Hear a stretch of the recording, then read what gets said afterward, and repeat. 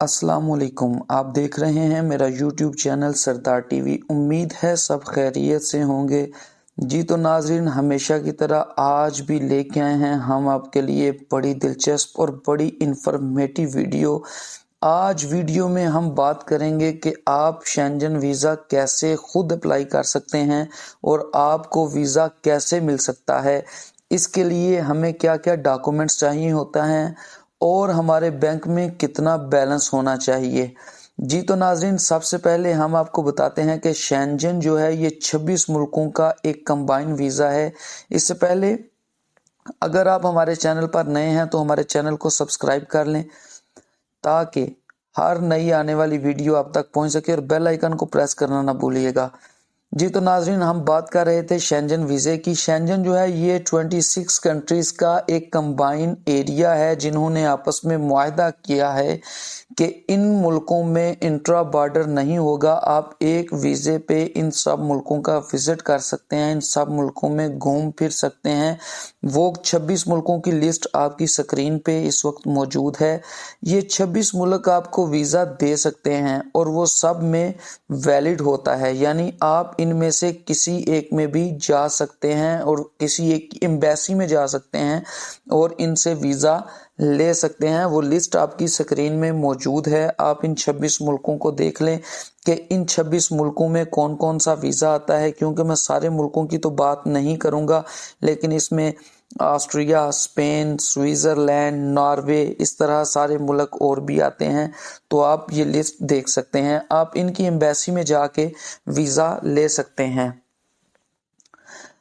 अब नाजरीन, बात यहाँ पे ये आती है कि जब हम शेंजन वीज़ा अप्लाई करना है तो जाने के लिए हमें कौन से मुल्क को सिलेक्ट करना चाहिए। ये बड़ी अहम और नोट करने वाली चीज़ें हैं जिनमें हम अक्सर गलती करते हैं और हमें वीज़ा नहीं मिलता।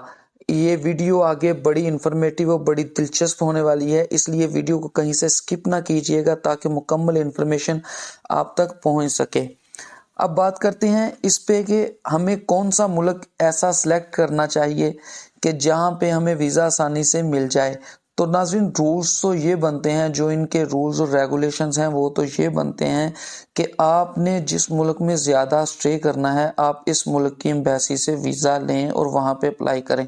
मिसाल के तौर पर अगर आपने 3 मुल्कों में जाना है, 3 कंट्रीज़ का आपने विज़िट करना है, मिसाल के तौर पर अपने इटली जाना है, जर्मनी जाना है और अगर आपने स्पेन जाना है, आपका 15 दिन का टूर है, तो 15 दिन में आपने 6 दिन इटली रहना है, बाकी 4-4 दिन जर्मनी और स्पेन में रहना है। तो रूल्स ये कहते हैं कि आपको इटली की एम्बेसी में अप्लाई करना चाहिए जहां पे आपका स्टे ज़्यादा देर का है। और अगर आपने सब मुल्कों में बराबर रहना है, यानी कि आपने Italy, Spain, Germany, France, Switzerland, Austria, इन मुल्कों का आपने विजिट करना है, तो सबसे पहले फिर ये बनता है कि आपने जिस मुल्क में लैंड करना है, आपने जिस मुल्क में उतरना है, आप उस मुल्क की एम्बेसी में अप्लाई करें। अब नाज़रीन, आगे बात आ जाती है कि हमें अप्लाई कैसे करना है शेंजन वीज़ा के लिए, कि हमें एम्बेसडर जो है वो वीज़ा आसानी से दे दे। उसके लिए हमें क्या क्या करना पड़ेगा। तो सबसे पहले अगर आपने मिसाल के तौर पे आपने नीदरलैंड में जाना है, आपने इटली में जाना है, तो आप गूगल पे लिखेंगे कि इटली वीज़ा इन पाकिस्तान या नीदरलैंड वीज़ा इन पाकिस्तान, तो आगे जेरिस की वेबसाइट खुल जाएगी, उसमें आगे स्टेप्स होंगे, आप उन स्टेप्स में अप्लाई कर सकते हैं। तो आप ऑनलाइन अप्लाई करके, ऑनलाइन अप्लाई तो नहीं होगा लेकिन आप ऑनलाइन फॉर्म निकाल के वहीं पे फिल करके उसकी एक पीडीएफ फाइल बनी होती है, आप उसका प्रिंट आउट निकाल के आप वो रख सकते हैं। उसके लिए आ जाते हैं कि आपको इसके लिए डॉक्यूमेंट्स कौन कौन से चाहिए होते हैं, तो वो भी आपकी स्क्रीन पे इस वक्त मौजूद हैं कि आपको इसके लिए क्या क्या डॉक्यूमेंट्स चाहिए होते हैं और इनकी तफसील क्या है वो मैं आपको बता देता हूं। कि सबसे पहले आ जाता है कि एप्लीकेशन फॉर्म आपने जो फिल करना है वो आपने कंप्यूटर में अपने पीसी में करना है और उसके बाद आपने उसकी एक पीडीएफ फाइल जो है वो आपने प्रिंट आउट उसका निकाल लेना है। तो एक ये चीज आपके पास आ गई। उसके बाद आ जाते हैं जी आपकी पिक्स पे कि आपकी फोटोज जो हैं वो किस तरह की होनी चाहिए।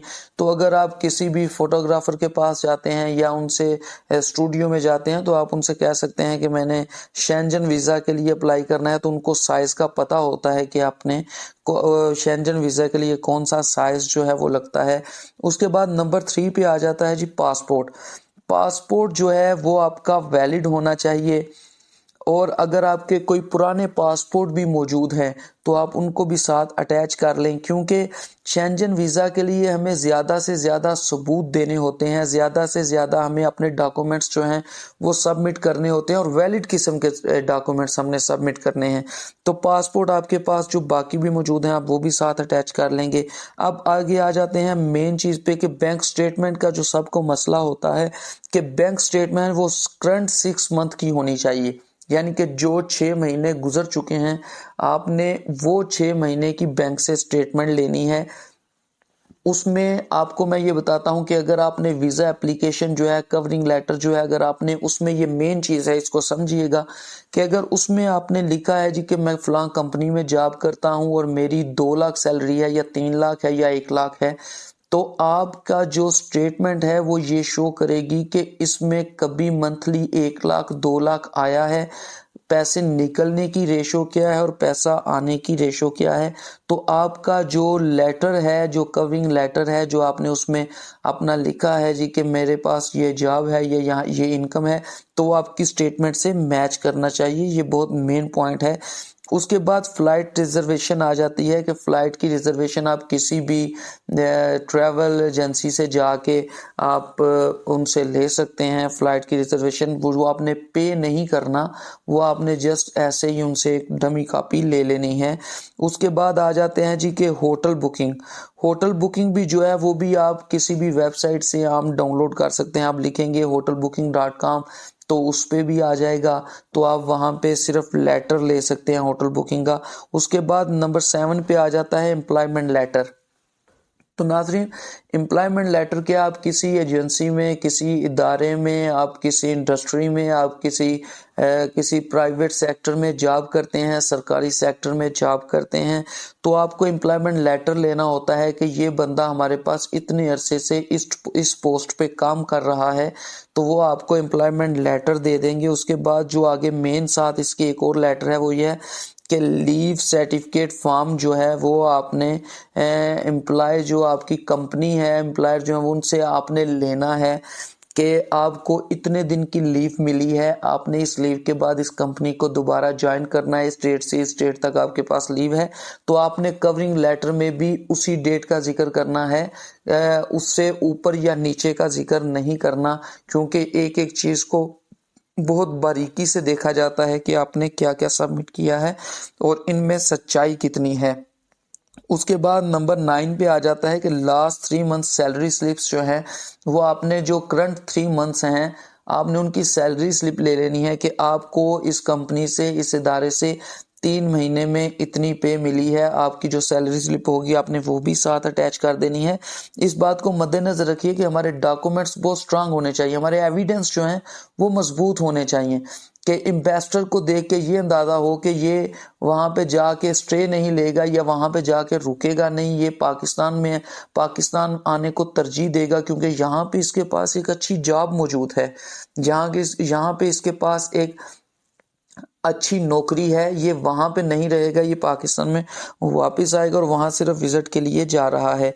उसके बाद आ जाते हैं जी कि मेडिकल इंश्योरेंस, जो इंश्योरेंस है वो आपके पास होनी चाहिए, कम से कम 1 महीने की होनी चाहिए, इससे कम की जो है वो ज़्यादा वैलिड नहीं होती। इसलिए उसको अगर $US में करें तो वो आपके 50,000 की जो है वो आपकी $50,000 जो है वो आपकी इंश्योरेंस जो है वो 1 महीने की होनी चाहिए। उसके बाद FRC पे आ जाते हैं कि FRC जो है वो आपका फैमिली रजिस्ट्रेशन सर्टिफिकेट होता है, वो आपको नादरा से मिल जाता है। उस पे अगर आप मैरिड नहीं है तो आप अपने बहन भाइयों का भी लगा सकते हैं, लेकिन वो ज़्यादा वैलिड नहीं होता, मैटर नहीं करता ज़्यादा। अगर आप मैरिड हैं तो आप अगर अपनी वाइफ के और बच्चों के साथ FRC जो है वो अटैच करेंगे तो उनको ये लगेगा कि ये बंदा अपने बीवी और बच्चों को यहाँ पे छोड़ के जा रहा है और ये वापस आएगा। हमने हर बात में ये शो करना है कि हमने वापस आना है, हम जस्ट टूर के लिए वीज़ा ले रहे हैं। उसके बाद नंबर 12 पे जो आ जाता है passport copy plus copies of all past visas, यानी कि जो भी आपको आपके पहले वीज़ा हैं जितने भी हैं, अगर आपके 2 मुल्कों के हैं, 3 के हैं, 5 के हैं, 10 के हैं, तो आपने उनका एक A4 साइज प्रिंट आउट निकलवा लेना है। निकलवा के आपने वो अपनी फाइल के साथ अटैच कर देना है। CNSA फोटोकॉपी जो है वो भी आपने A4 साइज में लेनी है और वो भी उसके साथ आपने अटैच कर लेनी है। अब उसके बाद आ जाते हैं जी कवरिंग लेटर पे। मैं आपको कवरिंग लेटर पे थोड़ी सी आपको डिटेल दूंगा कि कवरिंग लेटर आपका कैसा होना चाहिए। कवरिंग लेटर जो है वो नाजरीन आपका इस तरह का होना चाहिए कि जिसमें आपने बिल्कुल हकीकत बयान की हो, बिल्कुल ट्रूथ हो कि आपने वहाँ पे क्या करना है, और बिल्कुल एक तफसील के साथ आपने लिखना है कि तफसील के साथ आपने कैसे लिखना है लेटर में कि मैं कहाँ कहाँ जाऊँगा और कैसे कैसे आपने जाना है, किस किस मुल्क का विजिट करना है, बाय एयर आपने जाना है, आपने बाय रोड जाना है, आपने जिस तरह भी जाना है वो आप अच्छे तरीके से राइट करेंगे उसके ऊपर। उसके बाद आप अपनी जो मंथली इनकम है वो भी राइट करेंगे। उसके बाद आप अपनी लीव जो है उसको भी राइट करेंगे। आपने कवरिंग लेटर जो है वो आपने अच्छा बनाना है कि जिसको देख के ये पता चले कि ये बंदा ट्रिप के लिए जा रहा है, टूर के लिए जा रहा है, तो ये बंदा वापस आएगा। आपने कवरिंग लेटर में मुकम्मल डिटेल देनी है। और याद रखिएगा कि जब आप इंटरव्यू के लिए जाएं तो आपने वो चीज़ों को याद रखना है कि आपने अपने लेटर में क्या लिखा है, क्योंकि इन्वेस्टर जो है या एम्बेसी का जो अमला है वो आपके डॉक्यूमेंट सामने रख के आपसे क्वेश्चन करता है। तो आपने भूलना नहीं वहाँ पे कि आपने जिक्र किया है जी कि मैं नीदरलैंड में जाऊँगा, मैं जो ट्यूलिप्स हैं, जो वहाँ पे फ्लावर हैं, मैं उनको देखने जा रहा हूँ, जो वहाँ पे गार्डन्स मशहूर हैं ज़्यादा नीदरलैंड में, तो आप उनको देखने जा रहे हैं। वहाँ पे जो सेरेमनी होती है या इवेंट होता है उनका, तो आप उसको देखने जा रहे हैं। तो ये याद रखिएगा कि आपने जो राइट करना है उसको ज़हन नशीन भी रखना है। उसके बाद आ जाते हैं अगली बात पे कि आपके प्रॉपर्टी डॉक्यूमेंट्स जो हैं वो भी आपके साथ अटैच होने चाहिए। अगर आपके नाम कोई कंपनी रजिस्टर्ड है, अगर आपके पास चैम्बर ऑफ कॉमर्स का कार्ड है, अगर आपके पास जो है कोई इदारा आपके नाम पे चल रहा है, आपका मकान जो है वो इतनी मालियत का है, आप उसके भी डॉक्यूमेंट्स जो हैं वो साथ अटैच कर सकते हैं। एविडेंस हमने मजबूत करने हैं, बड़े स्ट्रांग एविडेंस देंगे तो हमें शेंजन वीज़ा आसानी से मिलेगा।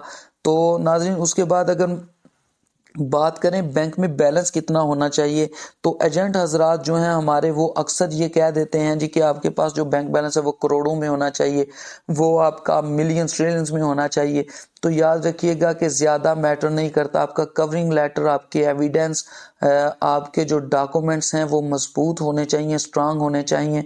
तो आपका जो बैंक बैलेंस है वो कितना होना चाहिए, तो बैंक बैलेंस में याद रखिए अगर आपके टूर पे खर्चा जो है उससे डबल होना चाहिए। यानी कि अगर आपका ट्रिप है, आप कहते हैं जी कि आप इस ट्रिप पे कितना खर्च करेंगे, तो आप कहते हैं जी कि मैं इस ट्रिप पे 3 लाख खर्च करूंगा, तो आपके अकाउंट में 6 लाख होना चाहिए। यानी कि 50 यूरो पर डे के हिसाब से आप अगर काउंट करें अच्छे तरीके से तो आपका अच्छे से वीज़ा जो है वो आसानी से लग सकता है।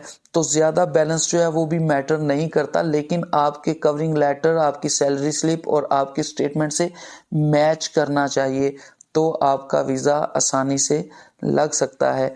ये शेंजन वीज़े की मुकम्मल डिटेल थी। इंटरव्यू के लिए आप जाते हैं तो आपकी बॉडी लैंग्वेज अच्छी होनी चाहिए, आप में कॉन्फिडेंस लेवल अच्छा होना चाहिए। आप जब बात करें तो आपका वे ऑफ टॉकिंग जो है वो अच्छा होना चाहिए। आप जिस जुबान में कंफर्टेबल फील करते हैं, खुद को कंफर्ट समझते हैं, आप उसमें बात करें, उसमें इंटरव्यू दें, तो आपका जो है वो वीज़ा आसानी से लग सकता है। अगर आपको किसी मुल्क के बारे में, किसी कंट्री के बारे में इंफॉर्मेशन चाहिए हो तो आप हमसे कमेंट बॉक्स में रब्ता कर सकते हैं। जी तो नाज़रीन आज की वीडियो आपको कैसी लगी हमें कमेंट बॉक्स में ज़रूर बताइएगा।